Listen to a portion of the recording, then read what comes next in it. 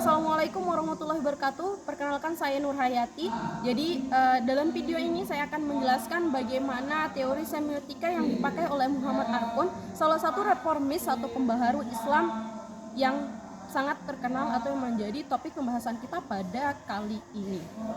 Baik teman-teman, seperti yang kita ketahui bahwa dunia tafsir atau perkembangan dunia tafsir sekarang sangat memiliki kemajuan yang signifikan. Hal ini dibuktikan dengan banyaknya reformis Islam yang muncul, yang hadir di tengah-tengah zaman seperti pada saat ini. Salah satunya ialah Muhammad Arfon. Jadi Muhammad Arfon itu lahir pada tanggal 1 Februari 1928 di Berber, di desa Berber, wilayah Kabilia, Aljazair. Jadi sehingga nama terakhir beliau itu dinisbahkan kepada daerah tempat beliau tinggal, yaitu di Aljazair. Seperti yang kita ketahui bahwa Kabilia itu merupakan daerah pegunungan. Kalau kita berbicara daerah pegunungan, maka yang terlintas di dalam pikiran kita, orang-orang itu mata pencahariannya sebagai peternak, di dunia pertanian sebagai penghasil rempah-rempah, sehingga Muhammad Arfon juga dikenal sebagai anak penghasil rempah-rempah.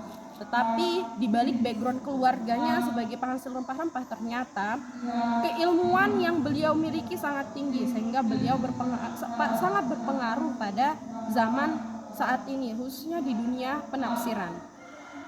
Kemudian riwayat pendidikan beliau dari sekolah dasar di Kabilia, kemudian menamatkan kuliahnya dan mendapat gelar doktor di Universitas Aljazair dengan konsen keilmuan di bidang sastra Arab. Jadi salah satu juga yang menjadi insight atau pengetahuan yang perlu kita ketahui bahwa Muhammad Arfon ini menguasai beberapa bahasa. Yang pertama, bahasa yang tidak tertulis di Aljazair atau desa Berber. Ya kalau kita bisa sebut ya di sekarang itu bahasa kunonya lah itu di desanya. Kemudian yang kedua ialah bahasa Arab sebagai bahasa tertulis di agama Islam itu sendiri. Kemudian yang ketiga adalah bahasa Perancis, karena dia itu dididik di wilayah yang memang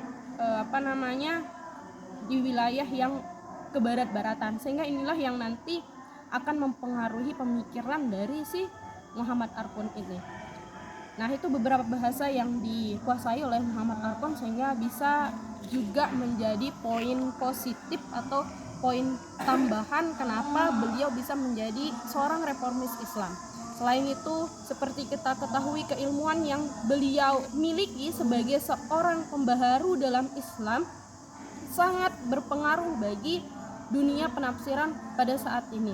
Lalu apa sih yang menjadi latar belakang pemikiran beliau ini?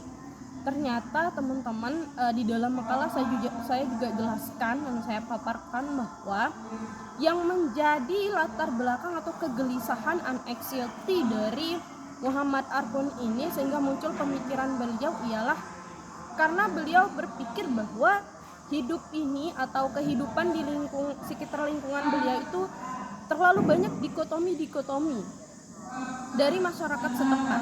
Maksudnya dikotomi seperti apa? Ada namanya determine, pemisahan atau penentuan ya. Determine atau pemisahan antara yang non muslim dengan muslim, kemudian yang non Arab dengan yang Arab, kemudian yang kaum Afrika dan Eropa, kemudian kaum muslim dan kaum barat.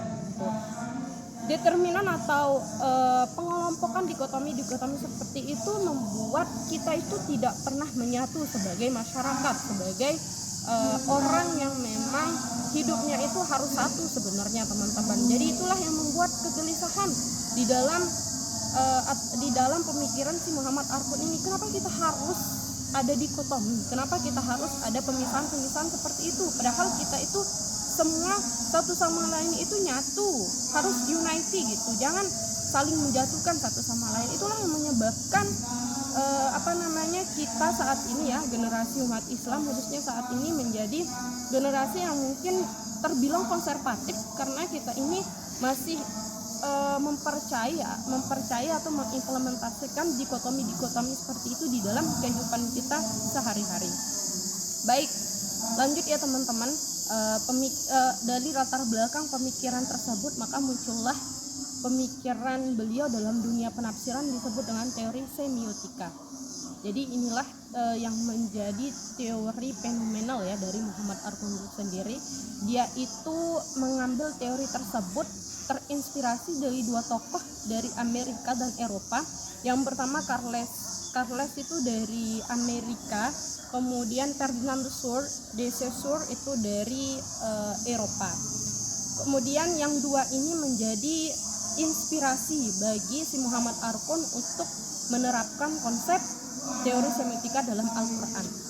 Untuk menerapkan semiotika dalam Al-Quran, beliau menggunakan dua tahap. Yang pertama, linguistik semiotika, kemudian yang kedua adalah antropologis atau antropologis historis.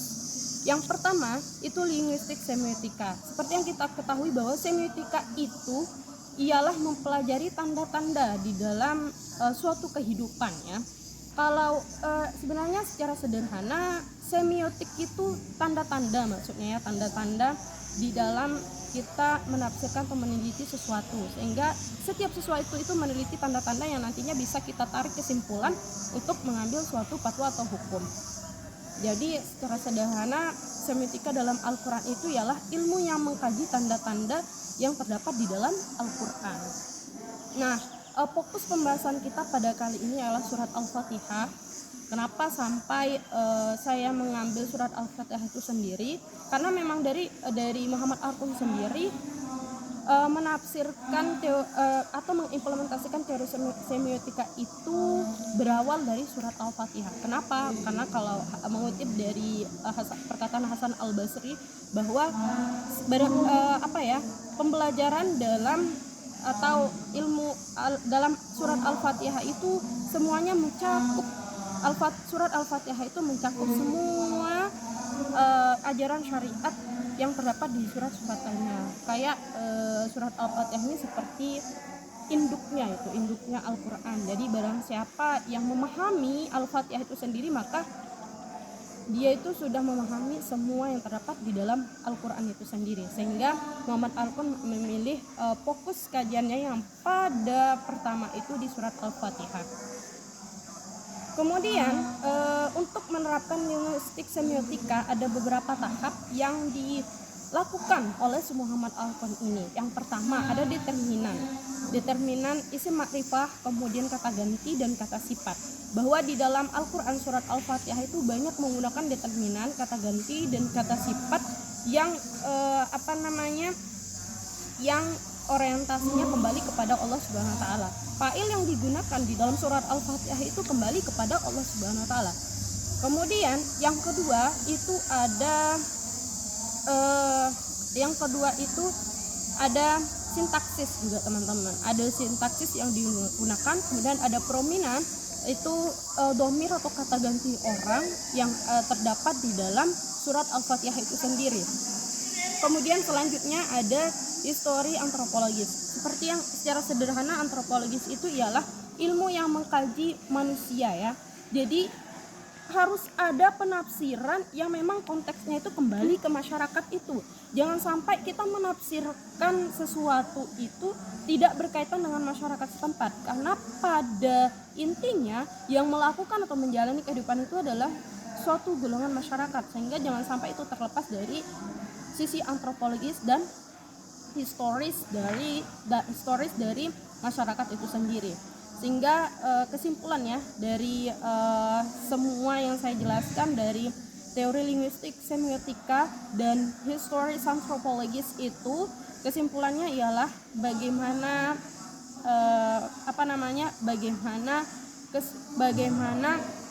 penafsiran di dalam surat Al-Fatihah itu dalam teori semiotika ialah yang pertama, alhamdulillahirabbil alamin itu sebagai konsep yang menunjukkan ontologis atau metodologis. Kemudian yang kedua, Malik Yaumiddin itu sebagai peribadatan. Kemudian Malik Yaumiddin itu sebagai eksatologi ya, atau ilmu yang mengkaji tentang alam akhir ya, dunia akhir atau tentang hari kiamat, tanda-tanda hari kiamat. Kemudian yang ketiga, iyyaka na'budu wa iyyaka nasta'in, itu adalah peribadatan. Kemudian yang keempat, ihdinas shiratal mustaqim, ialah etika. Kemudian selanjutnya, shiratal ladzina an'amta 'alaihim ghairil maghdubi 'alaihim waladdallin, itu ada tentang ilmu kenabian dan ada tentang ilmu yang mempelajari kemanusiaan itu sendiri, bagaimana kejahatan dan keburukan yang terdapat di dalam manusia itu sendiri. Oleh karena itu, marilah kita sama-sama meneladani gerak juang atau dakwah juang atau keilmuan dari Muhammad Arkun itu sendiri. Semoga bermanfaat. Mohon maaf atas segala kekurangan dan kelebihan yang ada di dalam video ini. Mohon maaf atas segala distraksi atau gangguan yang terdapat di dalam video ini. Terima kasih. Assalamualaikum warahmatullahi wabarakatuh.